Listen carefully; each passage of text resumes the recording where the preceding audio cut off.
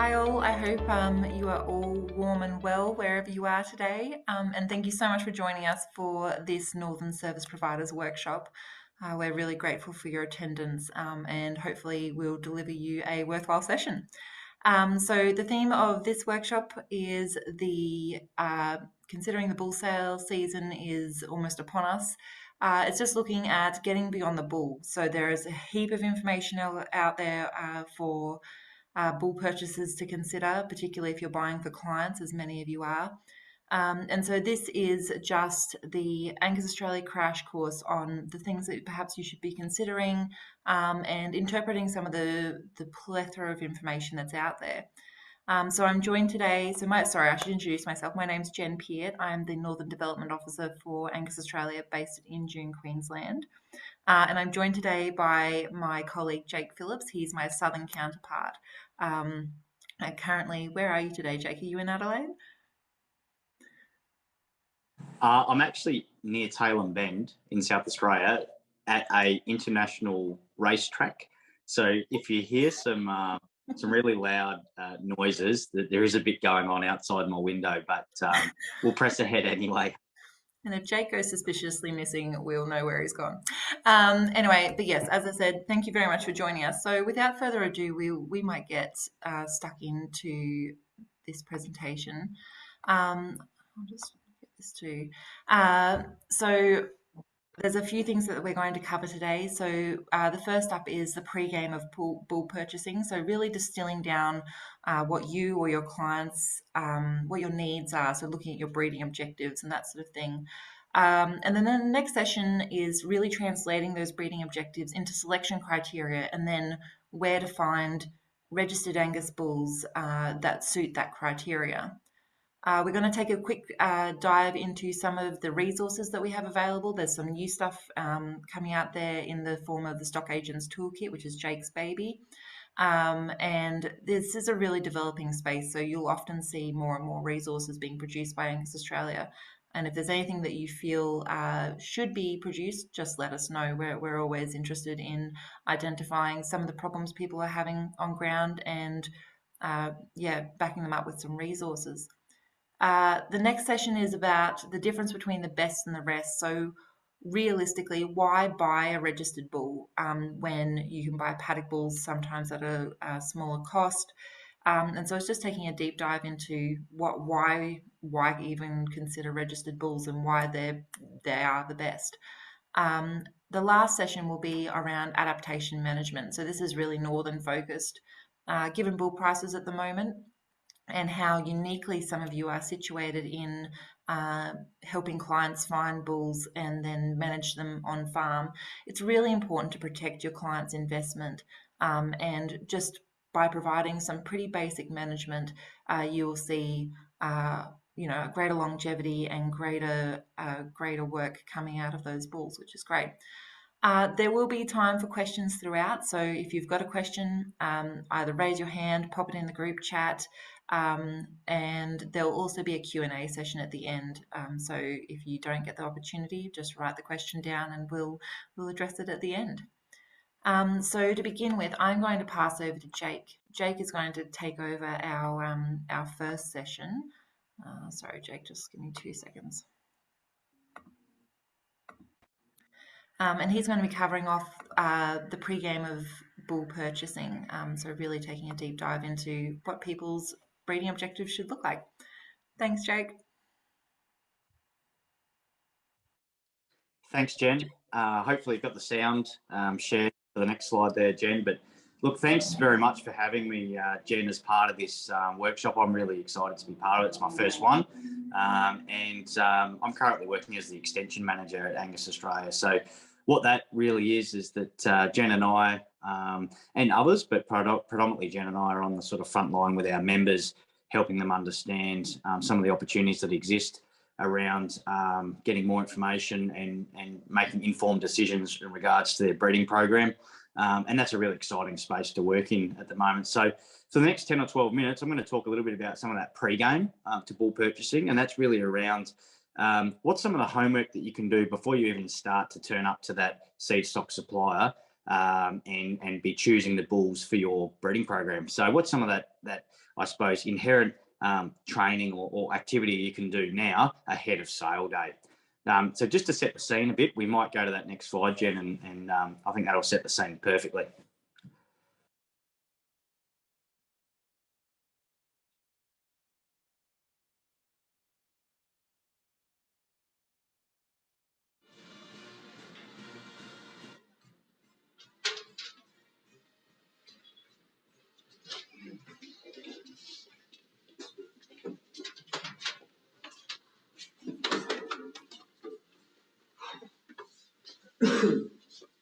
There's a tradition in tournament play to not talk about the next step until you climb the one in front of you. I'm sure going to the state finals is beyond your wildest dreams, so let's just keep it right there. Forget about the crowds, the size of the school, their fancy uniforms, and remember what got you here. Focus on the fundamentals that we've gone over time and time again. And most important, don't get caught up thinking about winning or losing this game. If you put your effort and concentration into playing to your potential to be the best that you can be, I don't care what the scoreboard says at the end of the game, in my book, we're going to be winners. Okay?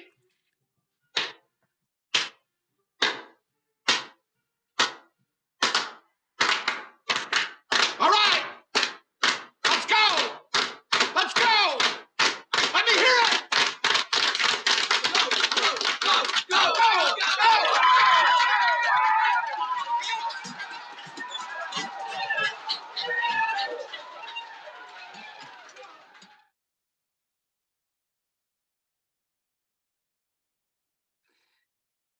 Thanks, Jen. And look, I hope that kind of sets the scene. And there's a couple of gems in that little segment, isn't there? You know, focus on the fundamentals and be the best you can be. And we're going to work through a few of those things over the next few slides. So really the breeding pre-game has sort of got three main elements: the what, the who, and the how. And today we're going to be talking more about the what, and that's the breeding objective. The objective side to you planning ahead, understanding where your current production level is, where your future production level is desired to be, and starting to bridge the gap in between. So one of the first places really to start and to discuss with your clients and even in your own operations is, you know, which market am I aiming for? And that could be as simple as, you know, discussing whether you're a fully self-replacing herd or a terminal herd, whether you're implementing a crossbred strategy or more along a purebred strategy breeding line, and then some market specifications as well. Are you looking to turn off lighter weight grass-fed cattle into the domestic market, or are you export finishing cattle to heavier weights or potentially supplying a feedlot? And all of those questions really will lead to a few more questions, but also hopefully some answers in regards to what kind of genetics or levers are you looking to pull within your program in order to be able to get closer to the sweet spot on certain grids or the most profitable, I suppose, place within those markets. And of course, it leads to the age-old question is how will I get there? And we're going to talk a little bit about what tools are available to commercial and seed stock breeders as well today. Thanks, Jen. So what traits do I include in the breeding objective? Some simple examples of this could be, where do you need to improve in?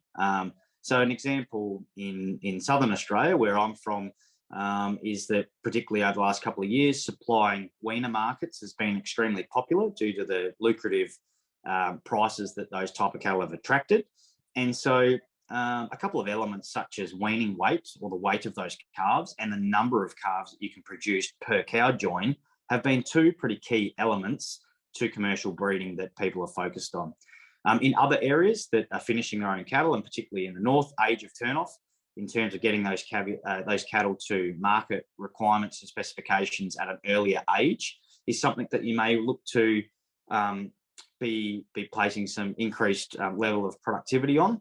And conception rates to mating period are also you know, exceptional in terms of.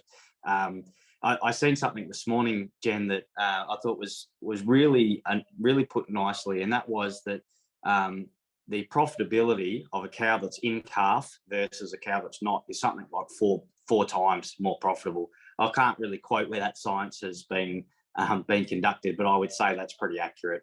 And so conception rates to mating period always tends to be a popular improvement strategy as well. Thanks, Jen. So do you have production targets for improvement as well? We're going to talk a little bit about that, because sometimes what we find, and certainly I find when I'm traveling across the country talking to breeders of all sizes and scales, is that a lot of them will have targets around, you know, I'm trying to get my cows to be, you know, softer, easier doing. They're going to be sounder. They're going to be deeper bodied. They're going to be deeper through the thigh and carry more adequate fat cover. And that all sounds really good, and that's great industry language that we've adopted, particularly here in Australia. But a lot of those things are hard to measure, and we're going to touch a little bit on that today. Thanks, Jen. And that really comes back to, can we objectively measure the traits that are important to our businesses? So some of that terminology around being productive or profitable or good doing or functional, easy care, you know, doability, being moderate, sound, deep.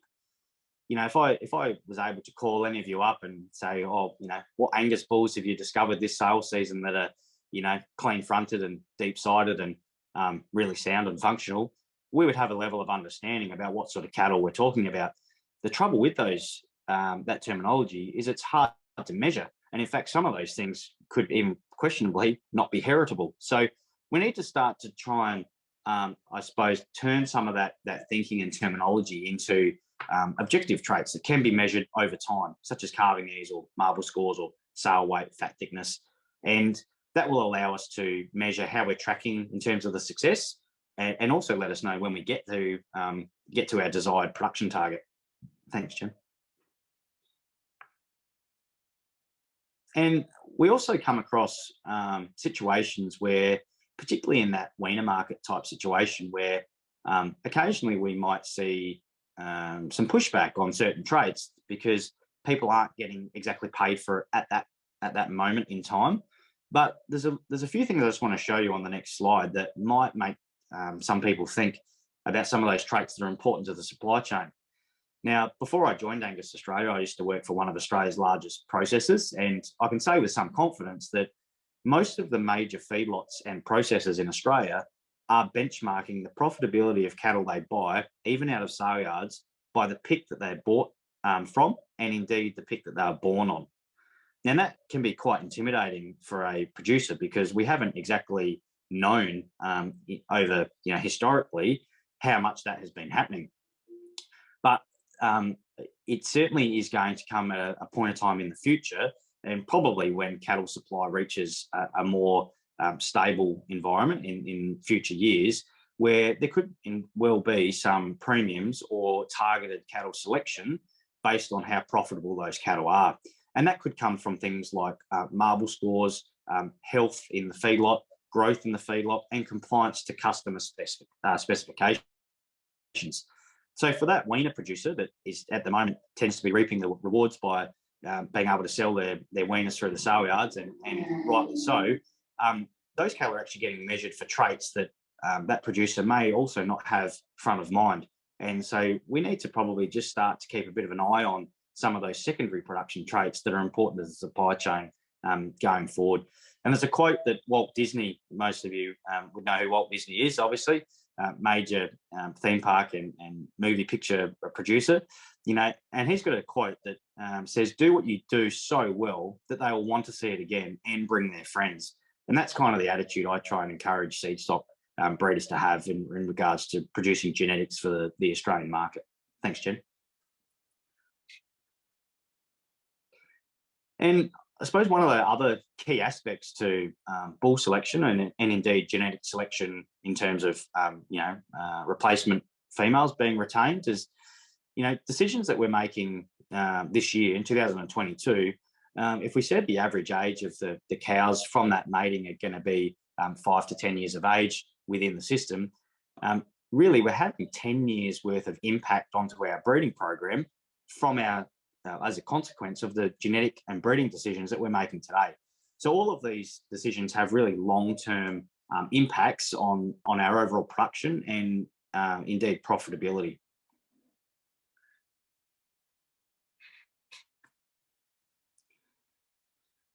And this is really around, I suppose, focusing on that value to the supply chain from breeder to customer and asking ourselves some of those questions around ourselves or our clients.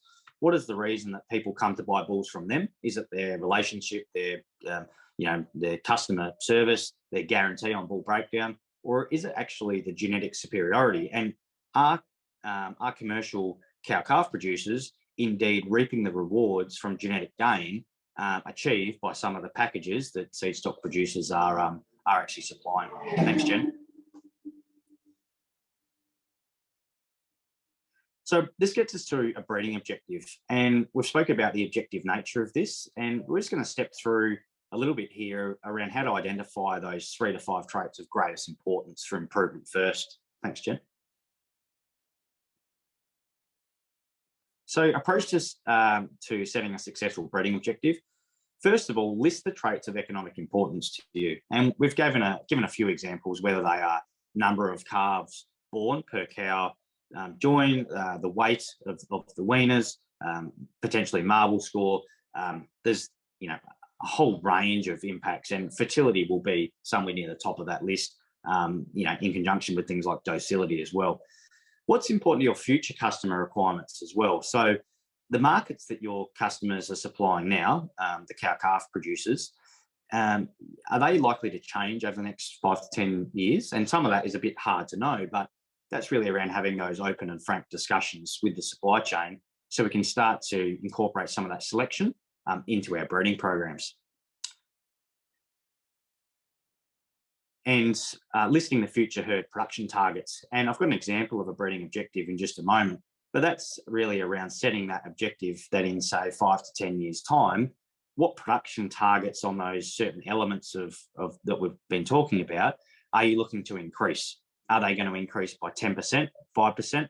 And it's around giving yourself some really objective scope that's measurable and benchmarkable, and you can reflect on that every generation to ensure that you're on track. And that's really around comparing that list to your herd's current performance, and that will identify a gap. So if your current preg test results are, after a 8 to 10 or 12 week joining are sitting at 80%, you might hope to improve that to 90%. And if you give yourself some time frame and actually stipulate what percentage increase you're hoping to achieve in each trait, that will identify the gap that you're trying to work on. And again, bridging the gap.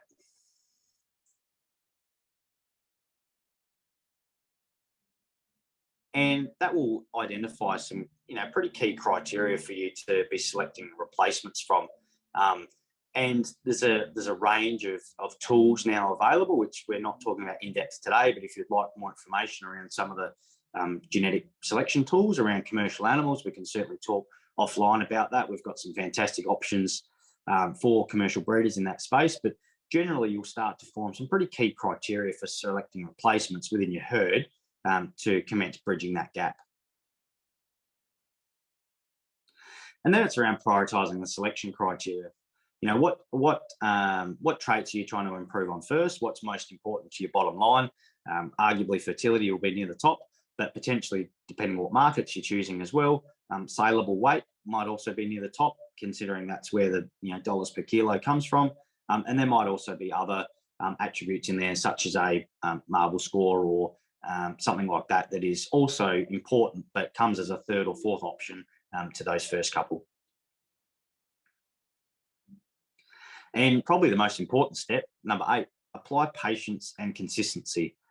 Patience is something that I definitely struggle with, and I don't need to tell anyone on this webinar today, but mating a cow today, it's the best part of 18 months before we've got a saleable product, and that can be frustrating at times. But genetic improvement is about the long game and making improvements that are long lasting and holistic across the whole herd.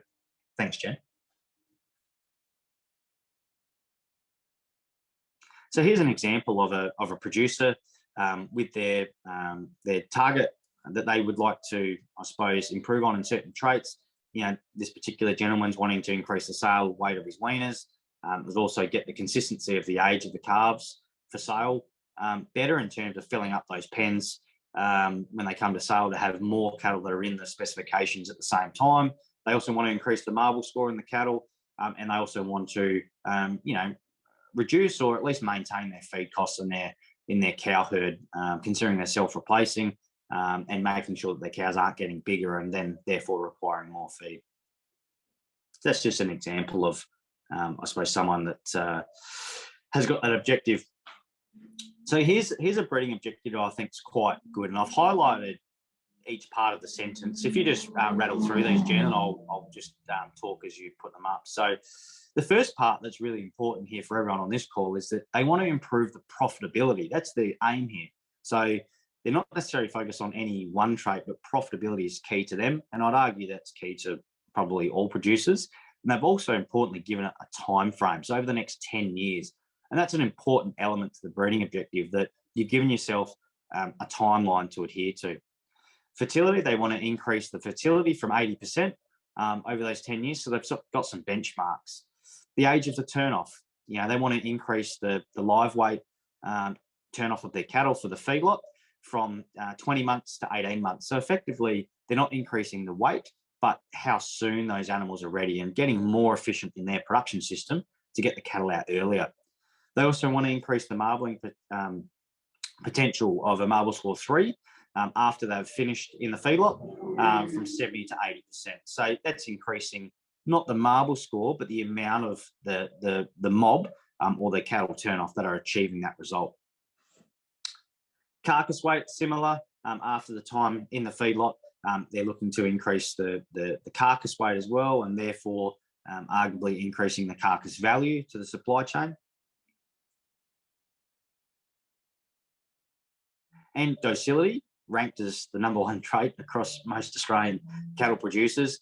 They want to increase the docility of their cattle, and generation on generation, they're looking to be, I suppose, increasing not only their yearling type cattle, but their mature females in terms of their acceptability in terms of docility.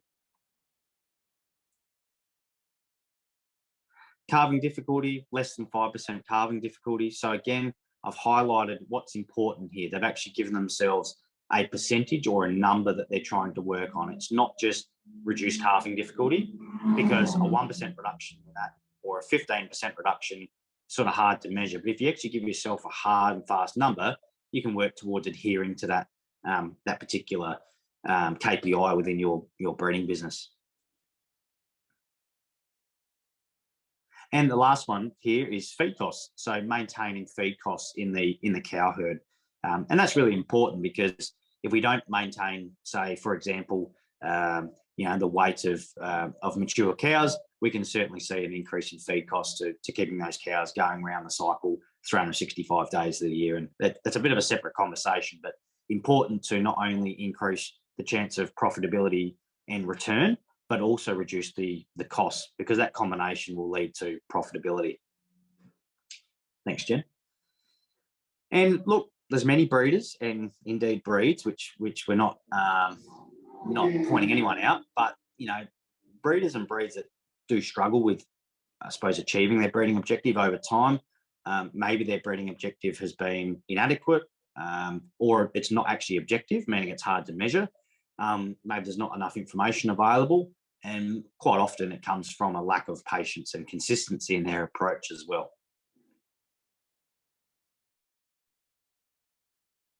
And just a little bit on EBVs, which I know Jen will go into in a little bit more detail, but for me, an estimated breeding value is a little bit like, you know, if we go and buy a new tractor or a new farm or a new car, how are we actually benchmarking that that particular piece of machinery? How do we know that it's going to be better? Do we just kind of know it's better by looking at it? More often than not, in my experience, people will probably look at some of the specifications. What sort of horsepower is it? What features does it have? What's under the hood? I suppose, how much information do we know about these vehicles? Are there a lot that have been used in Australia in similar environments? And so it's a little bit like, you know, if we want to select a better car, we need to know what it's made of. And that's what these two pictures, I think, give a great example of.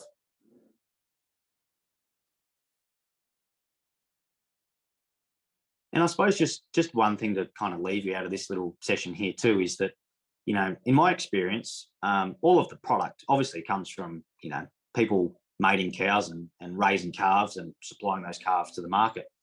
And they follow along the market, you know, through the background or feedlot to the processor, and they eventually end up on someone's table around the world. And Australian beef is enjoyed everywhere around the world, and we've got a great history of that. But the feedback and I suppose the price signals come back from the consumer all the way along the supply chain. So I think we just need to be mindful that every dollar in the Australian beef industry comes from mum and dads putting their hand in their pocket to buy a beef meal, whether that be a McDonald's burger or a family roast, doesn't really matter. But every dollar comes from the consumer. Thanks, Jen. And of course, the number one influence over the genetics of our commercial herds is the bull. You know, there's some argument with the, you know, technology advancements in embryos and some of the other cool things happening in the fertility space at the moment. But, you know, it goes without saying that the impact that the bull will have on a commercial herd is huge. And that should really be where a lot of the focus needs to be in terms of making genetic gain for our commercial customers. Just a couple other considerations quickly. I'm just conscious of time, but if you just go to the next slide, Jen, I've pulled up structure and docility. And these are two examples of when we're looking at traits important to us, the expectation of the bull is that he's probably not going to chase us in the paddock or put us over the rail in the yards, right? That's the expectation. But that's a management expectation. How he himself acts somewhat doesn't have a full impact on how his calves will be in terms of their acceptable docility. So we need to be mindful that the traits we're looking for, are we looking for them to fit our environment? And structure is one of those. From where I'm from, there's a fair bit of sandy country, and cattle will tend to run out in the feet a little bit more than on some of the harder country in Australia. And that's a management aspect. But if you just click to the next slide there, Jen, where really what we're talking about is, are we interested in the trait for genetic improvement, or are we actually interested in the trait just from a management point of view? And it's important to discuss that within your businesses and with your clients early on. Thanks, Jen. And just quickly, some food for thought. This is some results out of a survey we did a few years ago now. We're about to undertake a very similar survey. And this is what producers across the country told us they rated in terms of what they were looking for when they went bull shopping, believe it or not. And good to see docility there, that across all states is the number one trait that cattle producers consider. But then there's also some other things that they consider there, as well as, you know, bull breeding soundness exams, information on genetic conditions, and importantly EBVs, where, you know, at least 3/4 of those surveyed are considering EBVs as some of the top criteria when selecting bulls and genetics for their program.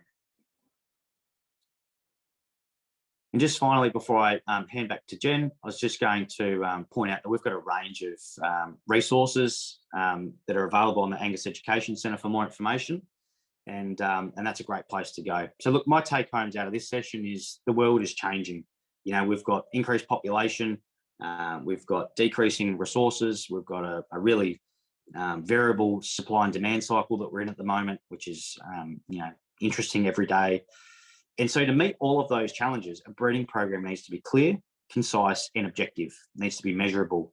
And there are tools available to help us and our clients with that journey. Just go to the next slide, Jen. And profitability is determined by really how much beef can be produced while minimising the production costs. And that comes back to that example I used of, you know, increased growth and turn-off capability, but also making sure that we are mindful with some of the production costs around that. And running cows is a production cost, so keeping that in mind as well. And I suppose importantly, what is holding you back? If it's not the genetics, it could be something else. There is also, you know, a whole variety of management strategies, particularly around environment and nutrition, that may well actually get you closer to your goals than just focusing on genetics. And so, yeah, it's really important to do a bit of both. and work out where your limiting factor is. And the last point, it's a holistic approach, isn't it? It's a whole business discussion around how to achieve that strategy. Thanks, Jen. We'll talk to you all again shortly. Brilliant. Thank you, Jake. That was fantastic. And yeah, so I know that some of those breeding objectives that Jake has shown just now aren't necessarily reflective of a northern environment, but the fundamentals remain the same. So it's something objective that you can measure with a time frame over it. And that's really important to identify, particularly if you're buying bulls, which are going to have such a huge impact on those people's herds. To make sure that they are measurable and really clearly identified. So, Jake, I think you did that really well. Thank you very much. Rightio, we might progress to the next session. So this session is this session is really about, now that we know what we want to achieve, so if you've got a breeding objective down that you feel recognises your environment and your profit drivers and all of these and your personal aspirations for what you'd like to see in your herd, now it's looking at how do we look at that defined breeding objective, how do we translate it into selection criteria, and then how do we find the bull? So that's what we'll address in this session here. So as I said, this translation into selection criteria, we are just so fortunate to be living in the day and age where we have more information on the animals that we're selecting than ever before. We have EBVs, you've got a heap of information in sale catalogues, you have supplementary sheets, you have percentiles looking at how they perform, not only in their herds, but across a wider breed. You can look at them online, you can look at them in person. We've got selection indexes, we've got genomics, we've just got this huge amount of information, and we're just in the most fortunate position to be able to leverage these and really utilize these tools in our commercial breeding programs or seed stock breeding programs. So Jake just showed this table before, and it just brings back to mind what are the priorities. As he said, temperament is number one for all states apart from the territory, and this table always brings home for me that it's still very much form and function, but my urging is that form and function always come first. However, don't forget the genetics that are in behind that bull's going to be delivering, that's going to have that 10-year impact that Jake demonstrated earlier on your herd. So the idea is to capitalize on variation. So there is as much variation between breeds as there is within them. And so this example here is the amount of variation in a research project that Angus Australia conducts on a regular basis called the Angus Site Benchmarking Program. And what it does each year is joins roughly 30 bulls to about 1,500 breeders. And then we follow their progeny and intensively measure everything you can imagine on them for heifers until the end of their first calving, and for steers until the end of their life. And so this just gives a demonstration of just how much genetic variation is within this small subset of Angus Australian, of Angus cattle in Australia.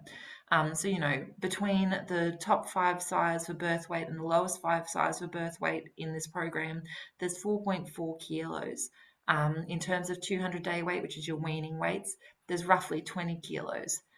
In terms of carcass weight, around 46.4 kilos. So there is this huge amount of variation.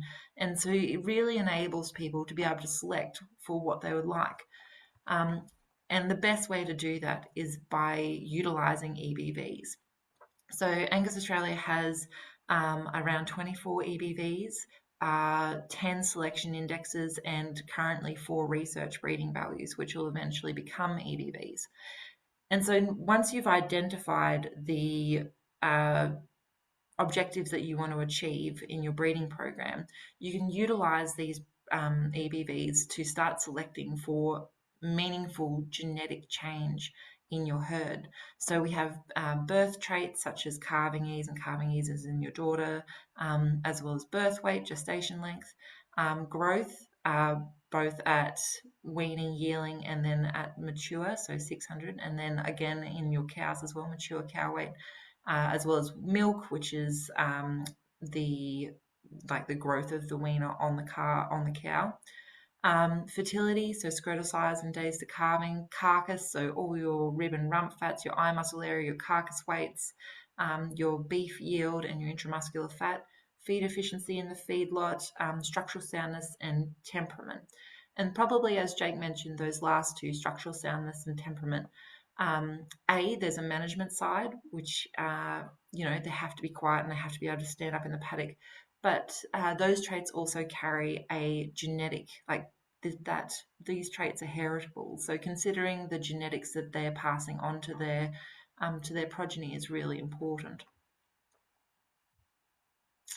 And so this is just a neat little graph. So what you're looking at is the Angus breed average for two traits, birth weight and 200-day growth, over the last 20 years.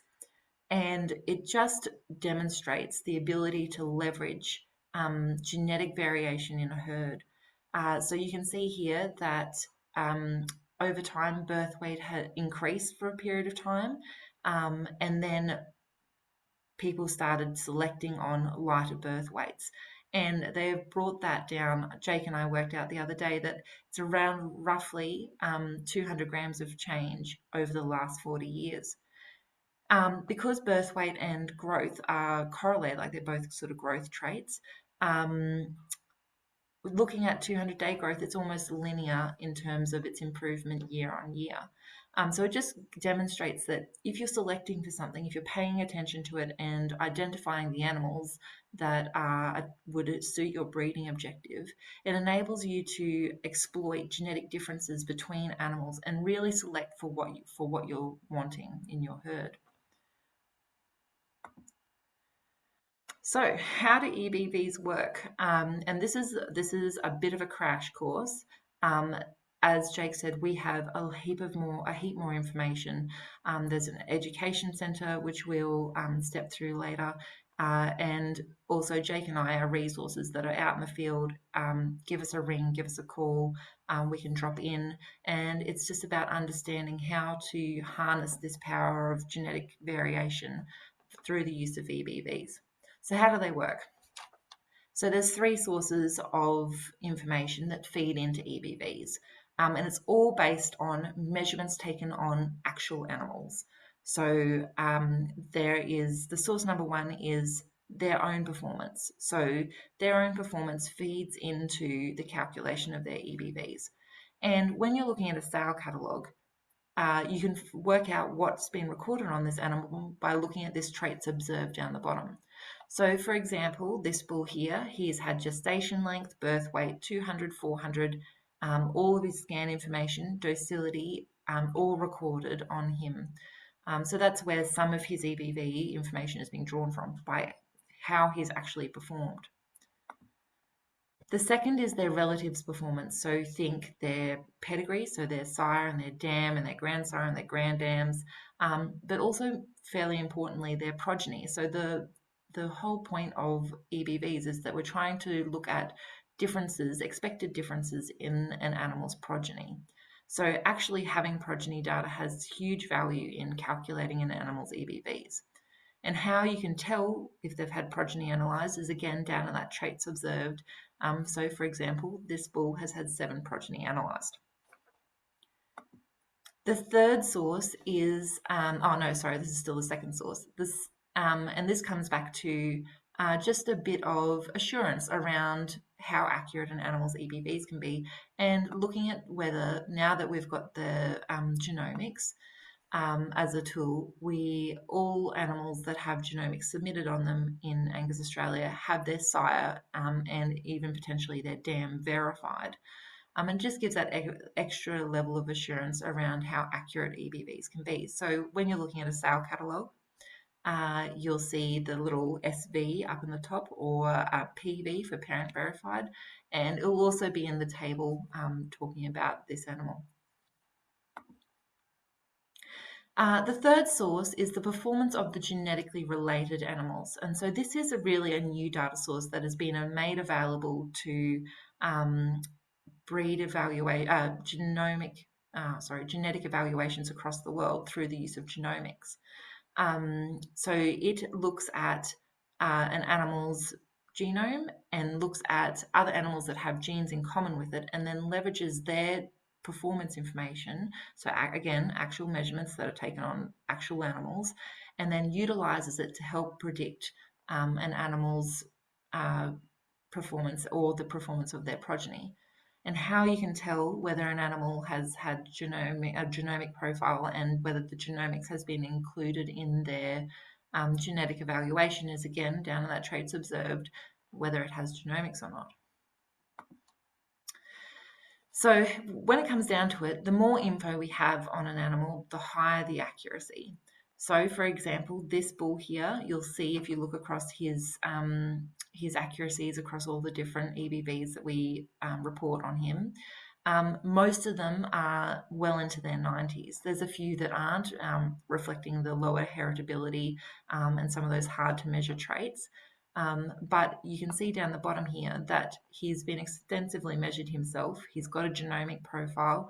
He's got 71 progeny analysed. 1,217 progeny analysed, and 130 of those actually have genomic profiles of themselves. So it's just really the more information we know on an animal, the better we can predict their progeny performance.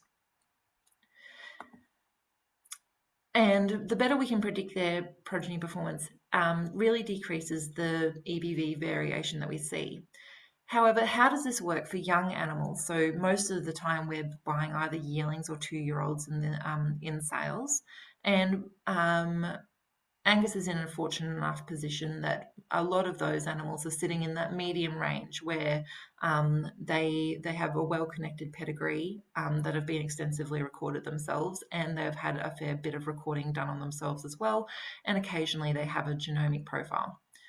In terms of buying a number of bulls for your clients, this is where the team approach comes in handy.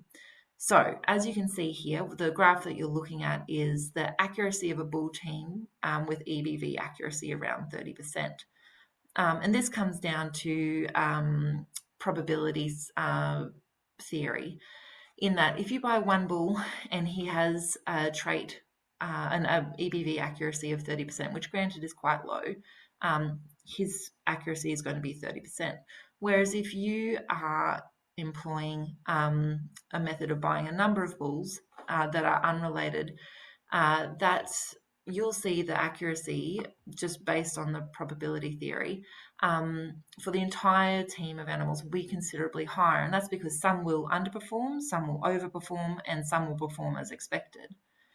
So the higher the bull team EBV accuracy is observed for unrelated bulls, because as you can imagine, half siblings and full siblings tend to have a bit of a bias affecting them. If EBVs are affected for one, that information flows through to others.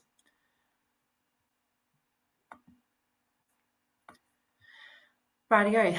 Then another criteria that's available to people is indexes. So Angus Australia has 10 indexes, and what they do is they model the traits of economic importance or functional importance as well, that can influence the net profitability of a herd.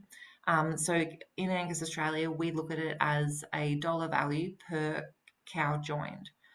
And so they're derived from specific breeding purposes. So, for example, there'll be terminal, there'll be some made for grain, grass finishing.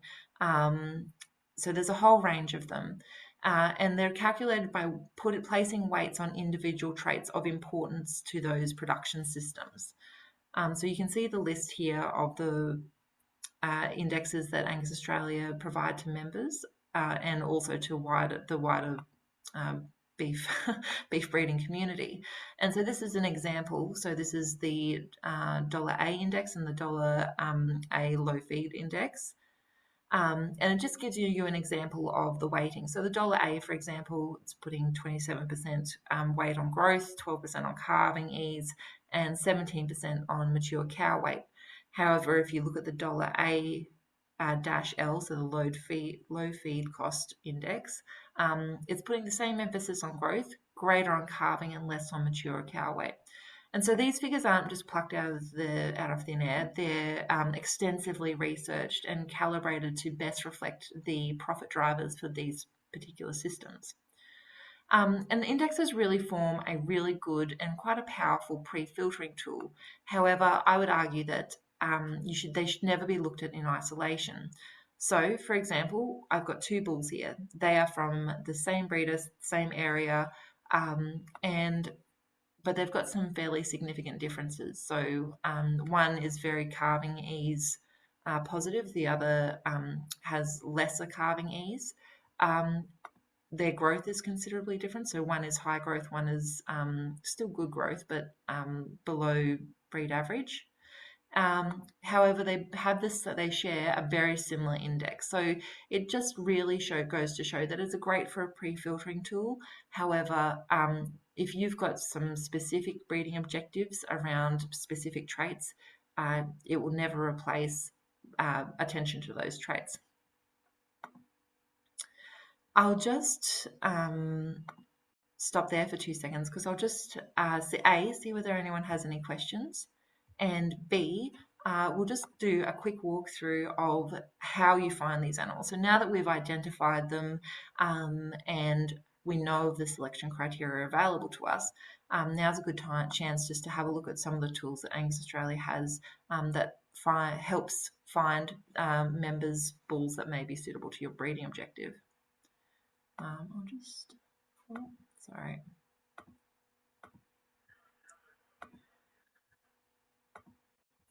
So this is the Angus Australia website, and there's a number of ways you can find animals on the Angus Australia website. The easiest way is to look at if you go to catalogues and then animals for sale. There are a number of other tools here, so they look at semen and embryos, but for the purposes of this example, we'll just have a look at live animals. So catalogues are displayed. Members have their catalogues displayed on Angus Australia. There are members that don't, so don't forget to, if you've got a member in mind or an Angus breeder in mind that you share similar breeding goals and that sort of thing, and would like to look at their sale. This is not the be all and end all. It's just a helpful tool. So for this example, so here they've got a number of different sales that are coming up, both in New Zealand and Australia. But for the purposes of this, I will just show you how to search across all catalogues. So you go to search across all catalogues using Angus Select. And so this is Angus Sale Select. You can choose specific sales. We'll choose to have a look at animals for sale in Australia. You can also look at regions, which is quite helpful if you're not, if you've got environmental concerns or freighting concerns. And we will proceed to animal selection criteria. So here you can search by animal name, ID, whether they're male or female, what year they were born. So for the purposes of this, I will look for males. I would like them to be born. I'd like them to be either 2 or 1 years old. And I also would like to put some EBV criteria. So in my own family business, we very highly value easy calving. We'd like above average 200-day growth. And we'd also like to see a bit of a handbrake put on mature cow weight. Docility must be positive. So I'm just filling out, this here is percentile brands, as in whether they're above or below breed average. And this is specific minimums and maximums for the EBV in question. And I would also like them to have above breed average for rump fat, so that they finish. I will include the Angus Breeding Index as a sorting tool, and I'd like the highest breeding index at the top. And then you press search. There's a whole range of other factors that you can put in here, like whether they've got genetic conditions and a few other things. So, for example, here's a number of sales coming up with animals that suit my criteria, and then I can go through and have a look at them individually and make decisions around whether I would like to approach these people or not. They've got everything from their just general registration through to when the sale detail is, their pedigree, whether they've got progeny analysed, EBVs, research breeding values, which may be of interest if coat type is something that your clients or yourself are interested in. And it also often includes photos and videos. However, this animal does not have any. Sorry, I just see something on the chat. Oh, Tim is saying that I've accidentally put the birth weight upper limit in the minimum column. Thanks, Tim. Anyway, the example still holds. There's another way of finding other animals. So this may be for animals that you've already purchased or animals that aren't specifically coming up in a sale. So if you go to Angus database search, it's very similar in that you can search by an animal's name or ID. You can sort by the indexes again, or by if there's a particular trait and you would like to select for, let's say, the top 1%. You can search, you can sort them by all of this information, and then again, you can put in more detail around when you would like them to be born, whether you're looking for males or females, and then also EBVs, selection indexes. There's a whole range of data that you can, or a whole range of pre-filtering tools that you can use to really distill your list down into a few individuals that are coming up for sale or that have been offered. Very good. So I might, oh, hang on, I've got one more slide, sorry.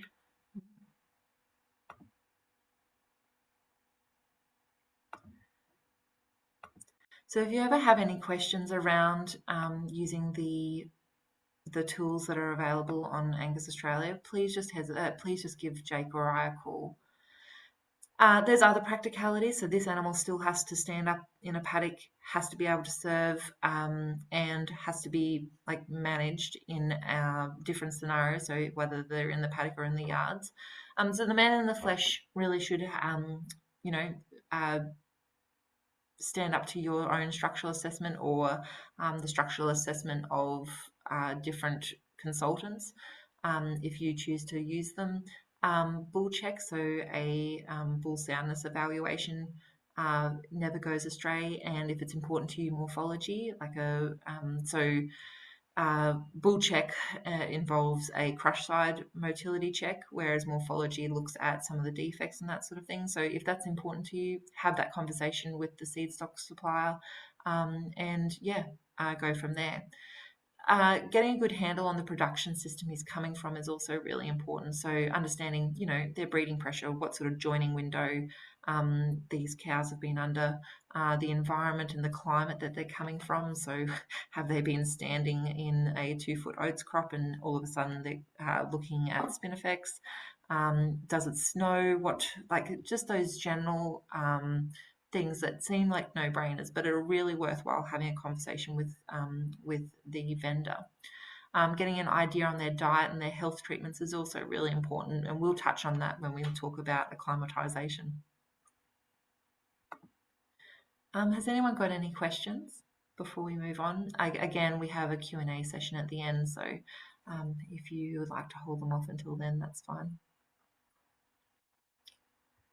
If you do, please just pop them in the chat or feel free to give Jake or I a call afterwards. Good. Rightio, so I'll hand back over to Jake now. He's going to take us through some of the more resources that we've developed in the last little while. Sorry.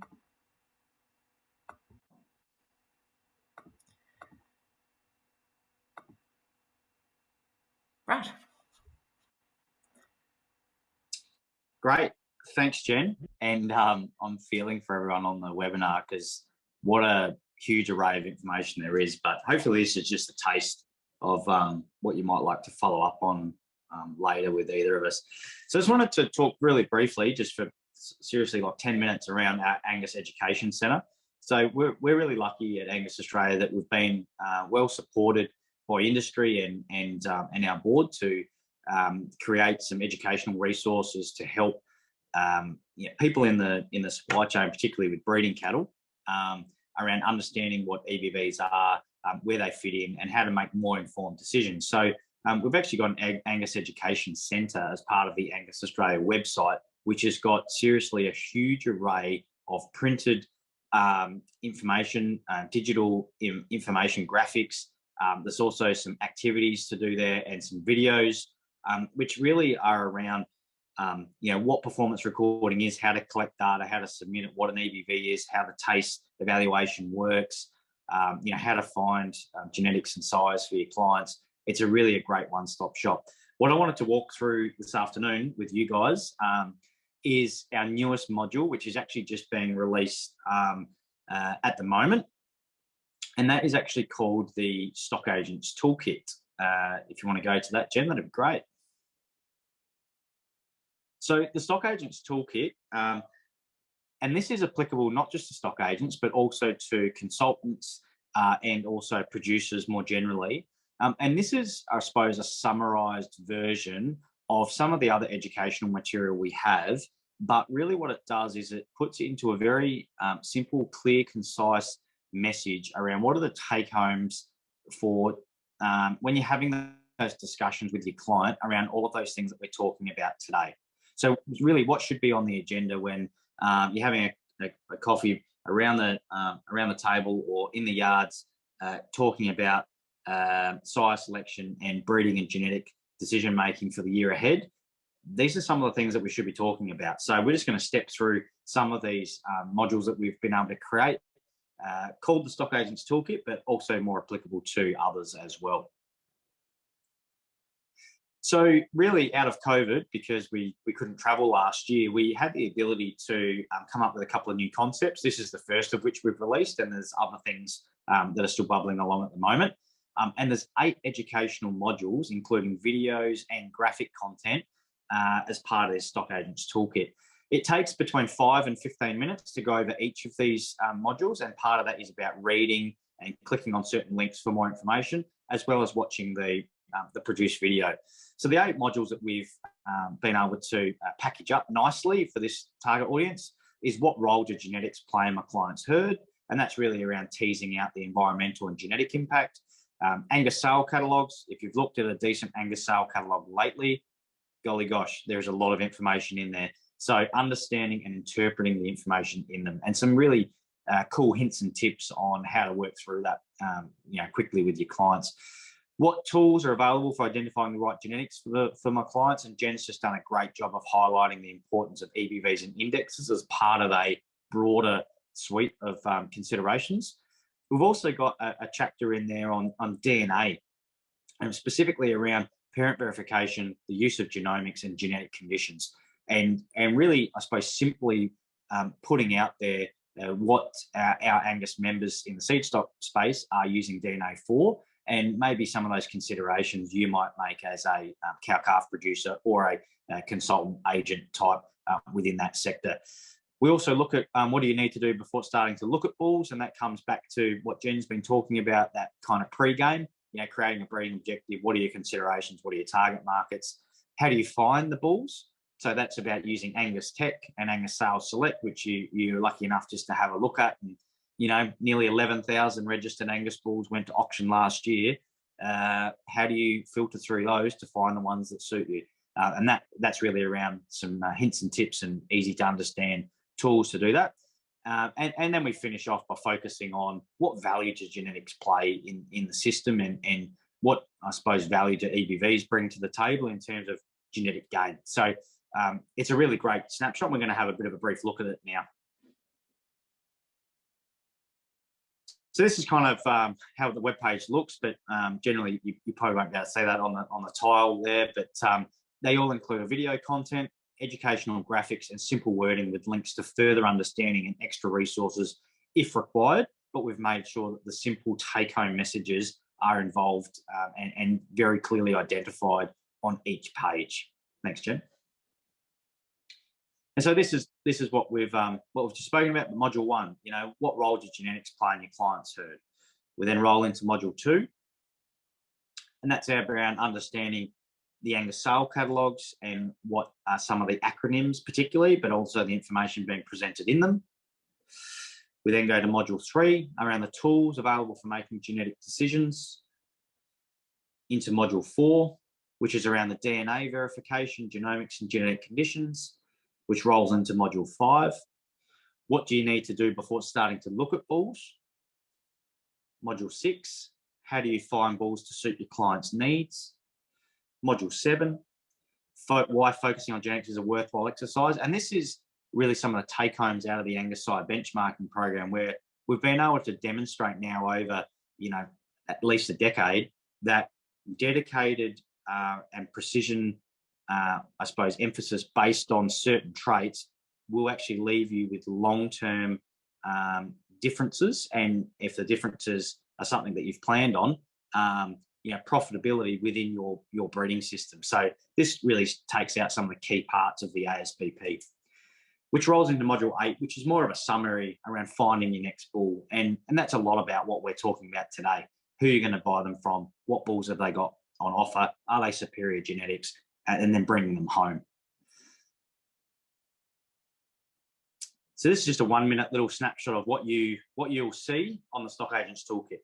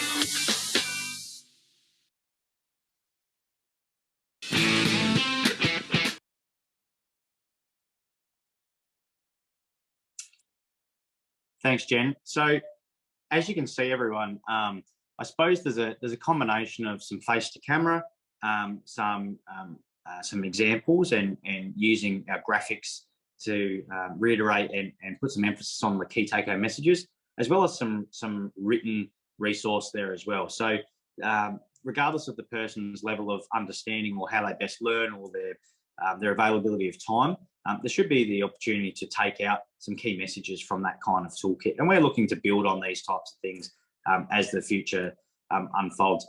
I'll let you do the live demo, Jen. I was just thinking about just clicking through the modules. If there's time, might just be a nice place, or we can do that at another time. I'll leave that up to you. But that's the Stock Agents Toolkit. Oh, perfect. Thanks, Jake. Well, do you want me to click through and you just speak to it? Are you happy? Yeah, that'd be great. Just if you click on that hyperlink there, Jen, we'll be able to take you straight to the overview. I'll just go from the education from the homepage so they know how to find the education center. No worries. Righto. So from the Angus Australia homepage, click on the education button, which is the bottom left-hand button there on our homepage. And that will take us to the Angus Education Centre. And I don't want to blow past all of this great information, but one of the modules that you've got access to there is the Stock Agents Toolkit. And I must say, this is all free, regardless of being a member or a registered user. This is all publicly available. So we start off with the overview, and this is just introducing the Stock Agents Toolkit. Again, it's got the highly produced video up front. Unfortunately, you have to put up with me with the face to camera pieces in there. But if you scroll to the bottom, Jen, people will get a bit of an understanding with some text, and we can then go to our first topic. So it's a click-through type of program where we can click through module to module. And if we go past here, you'll see there's some easy to understand and readable graphics for those that take that information in best like that. We can then go to the next, and you'll start to get a bit of an idea, everyone, as we click through. It's pretty easy. You can see with the red highlighted hyperlinks there. We've highlighted anything that will take you to an additional part of the Angus Australia website, which has got more information or further resources or reading or activities to do. And I would say that this is a nice to do, but if I suppose the person looking at this module didn't feel inclined to do that, there's still access to the main take-home messages. So yeah, you get a bit of an idea as we click through. It's very simple, easy to use.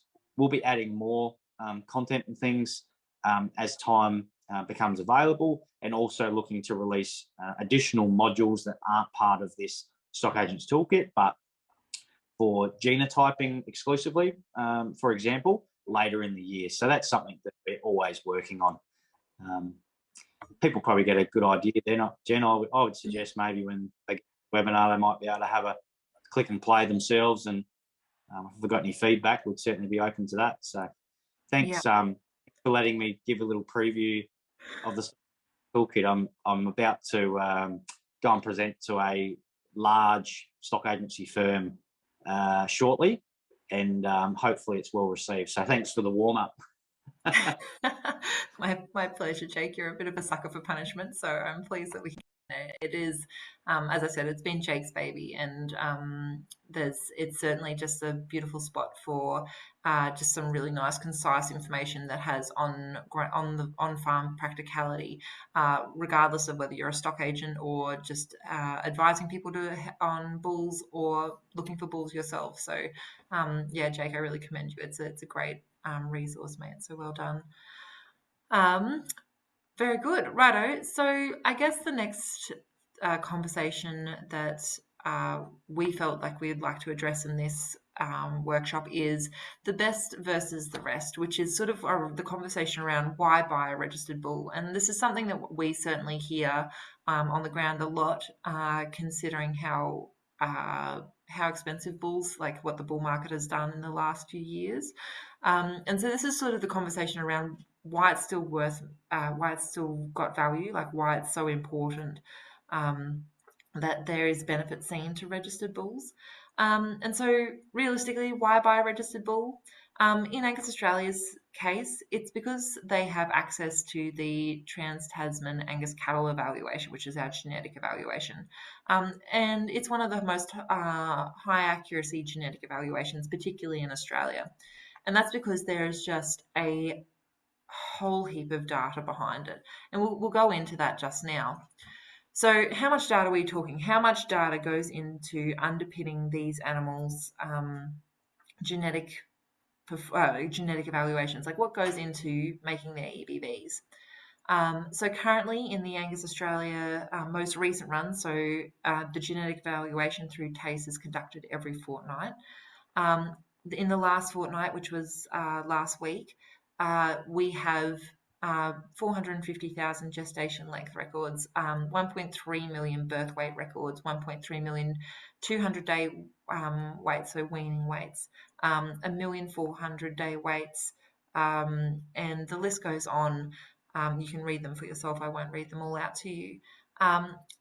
The other thing of interest is that there's a heap of data that Angus Australia collects through the Angus benchmarking program, which Jake and I have sort of alluded to a few times throughout this presentation.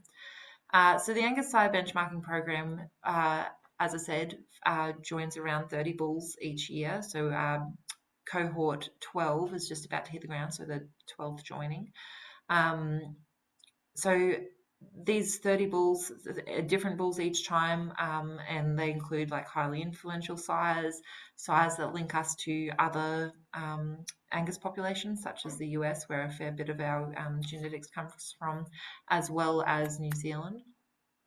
So they're joined to around 1,500 breeders per year, and we follow those progeny very closely through their lives, either through joining if they're heifer progeny or to the processor if they're steers. And that's because when you're looking at a bull out the paddock, you don't know how he's going to dress or how he's going to marble. And it's really important, and that like we won't receive that information until he is processed. So it's really important that during his working life, we have some information that gives us really good and accurate information on how his progeny will do. And it's through the Angus benchmarking that we look at his progeny's performance. And because those bulls are so influential and so well connected, their information, mostly through genotyping, has helped improve the accuracy across the Angus breed. And so that's why we see things like the hard to measure traits, so carcass weight and carcass grading traits such as, eye muscle area, IMF, rib and rump fat. It's really important that a vast majority of these records have arisen or come to being included in the genetic evaluation because they are because they're coming from the Angus benchmarking program, and it includes days to calving as well. Lower heritable traits as well. So on top of all of this information, which equates to 1.29 million points of data backing up these EBVs, we've also got around 200,000 genotypes, and that number is growing on a daily basis of the number of animals that are being included, then have others that they're genetically related to, their information included in their genetic evaluation, but also their information then becomes applicable to others. So it's just an absolute powerhouse of this data sitting in behind every EBV that you look at on a sale catalogue. So when you break it down, the registered versus unregistered argument, you can have if they're registered, you have their genetics analysed in one of the world-leading genetic evaluations, which is TACE, which is, I should say, underpinned by breed plans. So majority of TACE EBVs are breed plan EBVs. It can have its sire and dam verified through genomics. So everything that has a genomic profile at Angus Australia has been sire verified and sometimes parent verified. And that just gives a level of assurance that pedigree's performance that we're leveraging to derive EBVs from is accurate. So it's just a level of assurance. Performance information, so they're on a fortnightly basis being compared to 2 million animals and 8.29 million pieces of data. So it's really quite a powerful tool. It also allows them to access the power of genomics. There are other genomic tools out there for unregistered, but they don't have access to the Angus Australia, so an Australian Angus reference population, which is really important. We know they're genetic disorders, and we're confident that the genetics are predictable, even on younger animals. So even the yearlings and the 2-year-olds that you're buying at sale day, they have moderately to highly accurate EBVs, and it really gives you confidence that those animals, backed by that huge amount of data, are going to perform in the way that we're anticipating them in your breeding program. On the other hand, unregistered, they have unknown genetic merit, so their accuracy is effectively zero. And if that was in a sale catalogue, I think that would be quite visceral in that the comparison is so huge. They're not compared to any other animal's genetics, so they don't have the backing of that huge data set. Sorry, I don't know what's happening there. And we don't know about their parentage, and we don't know whether they're carrying genetic disorders. So it's really about harnessing this huge amount of data and this huge amount of legwork that people put in to performance recording and pedigree performing to give you actual directional decision ability for animals on farm. Sorry, there's just a question come in. Jake is going to have to depart. As he said, he's got a fairly big presentation here shortly. So Jake, thank you so much, mate, for being online, and we really appreciate it. So that's sort of the argument between, the registered versus unregistered conversation. Has anyone got any questions? As I said, if you do have any, just hold them over to the end if you feel the need, or as I said, contact Jake and I directly. So our last segment is about acclimatisation in the north, and this is something that I hold quite close to my heart because it's really important to me. Producer profitability is really important to me, and I see Angus Australia as such a, or Angus cattle, such a great way of achieving, directional breeding decisions. However, I know that if you talk to seed stock producers, they often have a good grasp on whether people are going to be repeat clients purely from the way that they manage their bulls. And it's just with some very basic management that people are able to get the best from those bulls and really capitalize on their investment. And it comes down to really 4 simple things. So understanding the bull's management to date, working out what the gap between their bull management to date and their health requirements for your area, the timing and relocation, as well as the age of the bull, so that ability to adapt, and then the on-farm management. So what happens when you actually get them on farm and get them working. And there's also a nice little resource that has been developed called the Northern Bull Protocols, and it's just a summation of this information just in one brochure.